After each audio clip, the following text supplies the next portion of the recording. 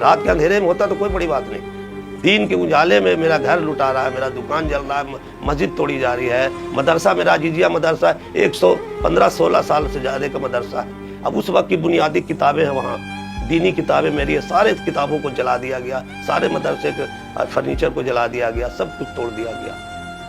या तो फिर मिली भगत थी, बजरंग दल से डरते हैं, या BSS से लोग डर रहे हैं, या नरेंद्र मोदी के ग्रुप के लोग थे। ये कुछ समझ में नहीं आया किस तरह से नंगा नाच दीन में हो रहा। मिली भगत एक पहाड़ पूरा की वैन थी जिस पर बड़ा ट्रक था, उसी पर सारा असलहा और सारा पत्थर, जबकि एक दिन पहले रोड पर की सफाई हो गई थी, कोई पत्थर नहीं था, फिर इतना ईंट पत्थर कहां से आया। कांटेक्ट करने का ये है कि साहब हमारे तरफ से कोई रिवर्स होता तो बताते, आपके एक आध मकान उनका जला है, एक आध दुकान उनकी जली है, ऐसा कोई बात नहीं है। सारी प्रॉपर्टी मेरी बर्बाद हुई, मेरे कौम की बर्बाद हुई, मेरे अल्लाह का घर बर्बाद हुआ। तलवार जब चलाया, पकड़ने की कोशिश किया तो यहाँ लगा, चिचकाया, यहाँ से फिर हुआ तो यहाँ ईंटा एक चला दिया, जो ईंटा लगा, दूसरा तलवार जो चलाया तो यहाँ लगा। फिर भी हम कोशिश संभलने के लिए कहा है। नतीजा ये है कि उसके बाद तो जो बार आने लगा, ये सब जो निशानी है इसको देखा जाए, और ये है पीठ दिखाएंगे तो आपको आ रही है। नतीजा ये है कि हम लोग रिवॉल्ट नहीं हुए, नतीजा ये सामने है। मेरे जिस जगह पर हम बैठे तो उससे मुश्किल से 10 कदम की दूरी पर एक नीलकमल फर्नीचर है, जिसका नीचे से ऊपर तक शीशे का बिल्डिंग है, बहुत बड़ी बिल्डिंग है।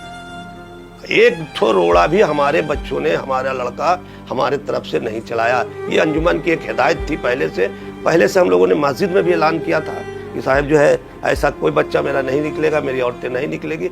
हम लोगों की बात, हमारे इमाम की बात, तमाम हमारे बच्चे औरतें बहुत अच्छे ढंग से उसको निभाया। उसके बगल में रामा फर्नीचर है, जिसको आज तक जो है देख लीजिएगा, अभी जाकर देखिएगा, उसका एक तो कांच का दीवार नहीं तोड़ा। मेरा एक होटल है सिटी पैलेस, जो जदयू के एक्टिव मेंबर है, उनका शीशे का दीवार कांच टूट रहा है। उसके बगल में जो है कृष्णा पैलेस है, साईं पैलेस है, एक तो कांच नहीं टूटा है। अब कितना सब्र हम बांधे, हम अपने बच्चों को कितना रोके।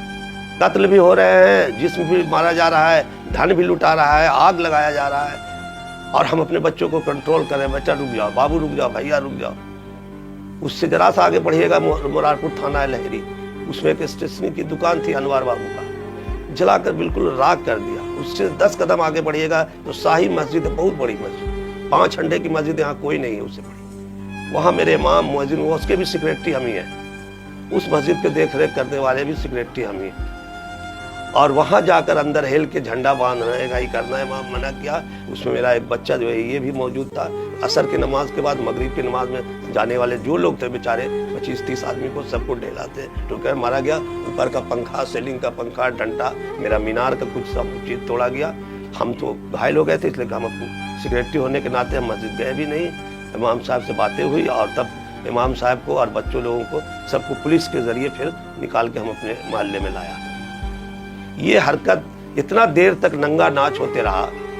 कहाँ SP महोदय थे, कहाँ DSP थे, कहाँ SDO थे।